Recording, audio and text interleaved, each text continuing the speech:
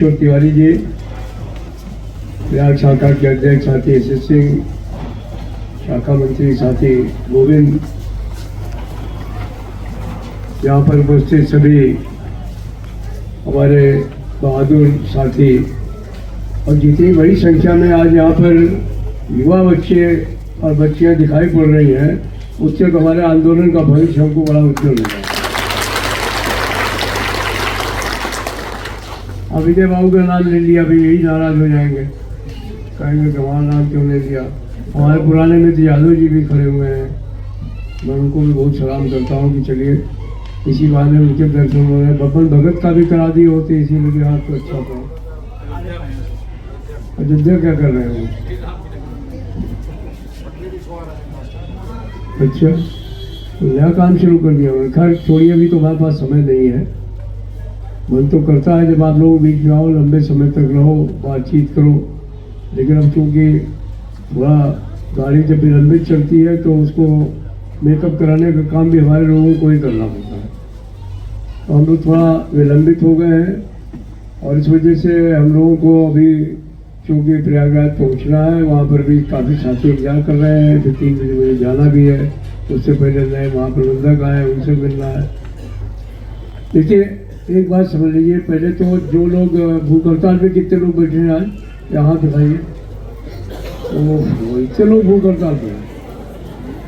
अच्छा, हम भाई आप लोगों को खास तौर पर जो हमारी महिला शक्ति है उसको हम बहुत बहुत सलाम करते हैं, आपका बहुत शुक्रिया अदा करते हैं।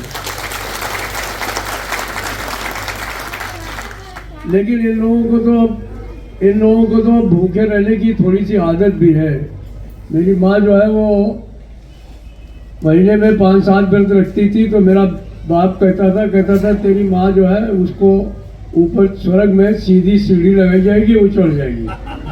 मैं पूछता था ऐसा क्यों बोलते हैं दादा, तो कहते थे कि ये महीने में 5-6 व्रत रहती है तो ये क्या होगा। तो खैर बहरहाल वो थोड़ा शुरू में बड़े नास्तिक थे और बाद में जब बुढ़ा गए, एकदम उसके अंतिम समय आया तो फिर आस्तिक हो गए। और ये इतने सारे बच्चे हैं, इनमें से हाथ उठाइए कितने लोग जो है वो 2004 के बाद के हैं। मेजॉरिटी तो आप ही लोगों को, हाथ नीचे करें। आपसे मैं ये कहना चाहता हूँ कि ये जो आप तपस्या कर रहे हैं ना यहाँ पे, ये जाया नहीं जाए। एक तरीके से तपस्या है। इतने जाड़े में अभी तो चलिए धूप निकल आई है। 8 तारीख को मैं खुद बैठा हुआ था जंतर मंतर में, बड़ी भयंकर ठंडक थी और वहाँ तो सिर्फ ठंडक थी। हमारे श्रीनगर में, पुलवामा में, अनंतनाग में -8 और -10 डिग्री टेम्परेचर पर लोग जो है भूख हड़ताल पर बैठे थे। और ये कश्मीर से कन्याकुमारी तक लोग भूख हड़ताल पर। पूरे देश में लाखों लोग भूख हड़ताल पर है। राज्य कर्मचारी भूख हड़ताल पर है, शिक्षक भूख हड़ताल पर है, केंद्र सरकार के कर्मचारी भूख हड़ताल पर है। और ये भूख हड़ताल मात्र भारत सरकार को ये बताने के लिए है कि हम ये तपस्या इसलिए कर रहे हैं कि भगवान आपको सद्बुद्धि दे। और जैसे गारंटी बांट रहे हैं हमारे प्रधानमंत्री जी, तो भगवान उनको सद्बुद्धि दे। एक गारंटी वो रामलला का मूर्ति का अनावरण करते करते ये भी दे दे कि जो भी हमारे 1 जनवरी 2004 के बाद बच्चे और बच्चियां भर्ती हुए हैं उनको पुरानी पेंशन बहाल की जा रही है, उनके लिए आधी पेंशन जरूर मिलेगी। हम समझते हैं कि एक गारंटी इस देश के प्रधानमंत्री को जरूर देनी चाहिए। देनी चाहिए या नहीं देनी चाहिए? देनी चाहिए ना।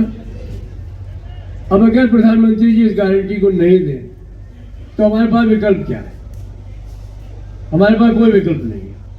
तो हम लोगों ने फैसला किया है कि ये हमारा भूख हड़ताल जो है वो एक तरीके से अंतिम से पहला वाला हथियार था।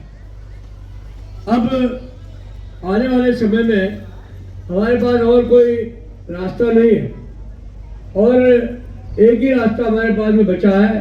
वो रास्ता क्या है? चक्का जाम। पूरे भारतवर्ष में अगर भारत सरकार ने 29 फरवरी से पहले हड़ताल करने से पहले अगर उसने फैसला कर दिया पुरानी पेंशन का तो ठीक है, अदरवाइज हम 29 फरवरी के बाद कोई भी तारीख निश्चित करके सारे देश में अनिश्चितकालीन हड़ताल पर जाएंगे। ये हमारे ज्वाइंट फोरम का फैसला है। ज्वाइंट फोरम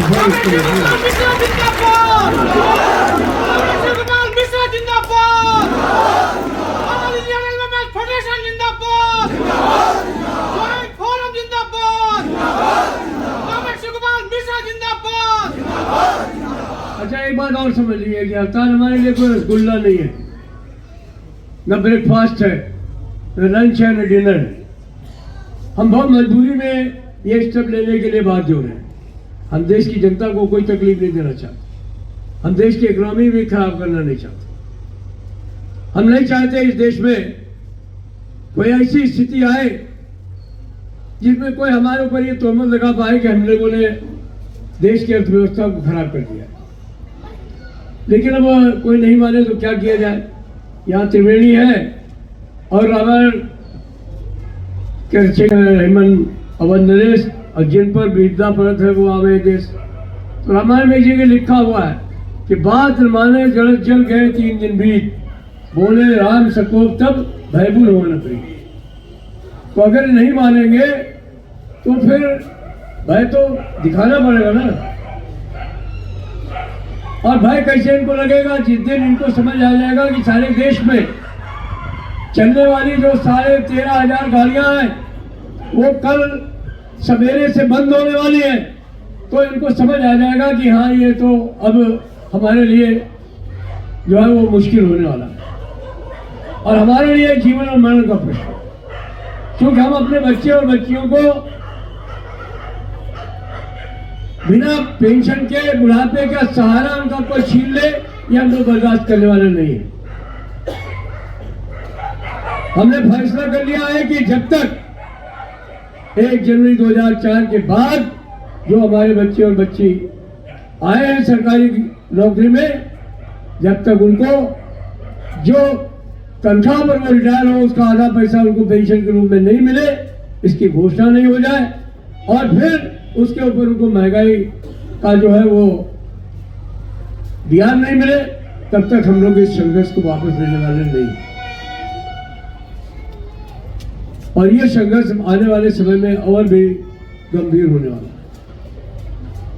जब ये संघर्ष अपने गंभीर मोड़ पर जाने वाला है तो प्रयाग में इतने साथियों के साथ अपनी शाखा के नेतृत्व में आप लोग यहाँ बैठे हैं। मैं आपकी शाखा को, आपकी तमाम टीम को बहुत बधाई देना चाहता हूँ और आशा करता हूँ कि ये मामला सिर्फ भूख हड़ताल तक सीमित नहीं रहेगा। सरकार अगर नहीं मानेगी तो निश्चित तौर पर भूख को हटा करके हम लोग सीधे हड़ताल पर उतरने का काम करेंगे। यह भारत सरकार के सामने बहुत है।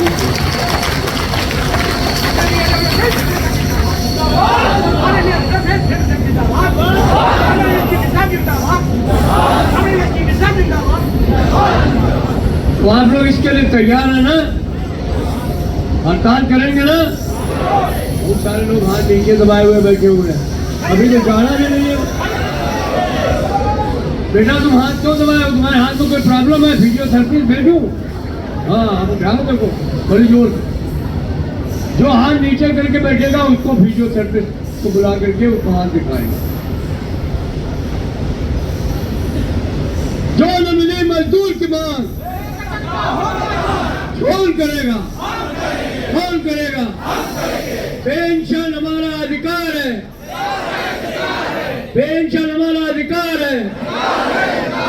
पुरानी पेंशन देनी होगी, पुरानी पेंशन देनी होगी, पुरानी पेंशन देनी होगी।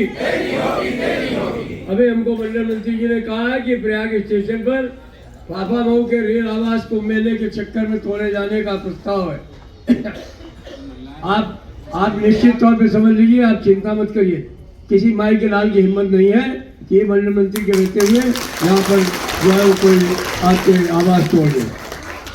अभी तो आप लोग कोई आवाज तोड़े नहीं जाएंगे, चिंता नहीं करो, समझे कि नहीं? है कोई नहीं तोड़ेगा। अरे कोई नहीं तोड़ेगा। और और जैसा ये कह रहे हैं कि कोई अगर वास्तव में हर धर्मी दिखाए तो शाखा तो है हमारी ना यहाँ है। अरे सुनिए ना, एप्लीकेशन छोड़िए, आप घर में बैठिए अपना आराम से, और जब तक आपको कहीं सुविधे से अच्छी जगह अलॉट नहीं हो जाए तब तक बिल्कुल घर खाली नहीं करना है। जो तोड़ने आएगा उसका सारा जिम्मा हमारे साथी है, वो देख लेंगे। देख लोगे ना भाई? अगर कोई समस्या आएगी तो हम लोग भी हैं, ऐसे नहीं होगा।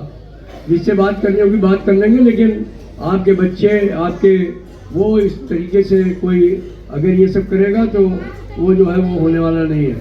अब मार्च अप्रैल सब चलता रहता है, ये रेल है, हमेशा चलती है, आप भी चलते रहेंगे, आपको घबराने। घर मकान बहुत सारी मांगे हैं, आपके प्रमोशन के इश्यूज है, चल रहे हैं, उनको चलने दीजिए। 4200 का ग्रेड पे ट्रैकमैनों को दिलवाना है, पॉइंट्समैनों को दिलवाना है, आप सबका कार्डर स्ट्रक्चरिंग में जो है वो लाभ करवाने हैं, वो सब अलग का इशू है, उनको छोड़ दीजिए। एक ही बात दिमाग में इस समय रहनी चाहिए, अर्जुन की तरह आपको पुरानी पेंशन दिखाई पड़नी चाहिए, और अगर आप अर्जुन बनोगे तभी आपको विजय मिलेगी। और मुझे पूरा विश्वास है कि जिस तरीके से आप यहाँ तपस्या कर रहे हैं ये सरकार झुकेगी, पुरानी पेंशन बहाल होगी। धन्यवाद, जय हिंद।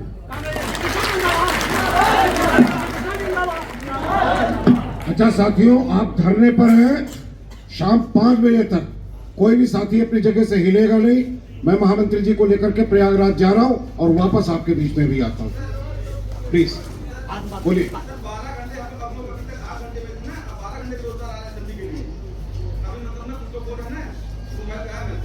चलो उसको भी अपोज किया जाएगा, हम लोगों का काम है विरोध करना ना। हाँ, इसे से काम चलाइए।